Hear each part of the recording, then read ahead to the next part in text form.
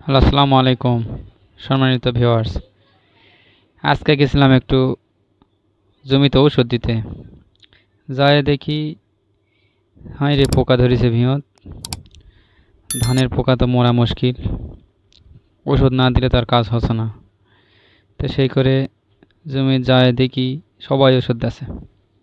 তো চিন্তা করলাম যে আমি ওষুধ দিই, এই জন্য ওষুধ দেওয়া শুরু করলো। তার মধ্যে আবার উঠেছে উদ, ও দুটো তো ছেলাবেলা অবস্থা। তার আল নেয় সবুজ শ্যামল ভিয়ত। তো তারপরে যায় পানি দেন, পানি দিয়ে ওষুধ দেন, দেওয়াটা সব শেষ করে আসে রাস্তাতে না উঠনো। তে ওটা আবার আর কলেজ আছে, কলেজের ধারে ভিউ। এরপরে আসে রাস্তা উঠনো, উঠে বাইক চলে আনো। বাইরে এসে তো ডুব গোসল বাইরে শেষ।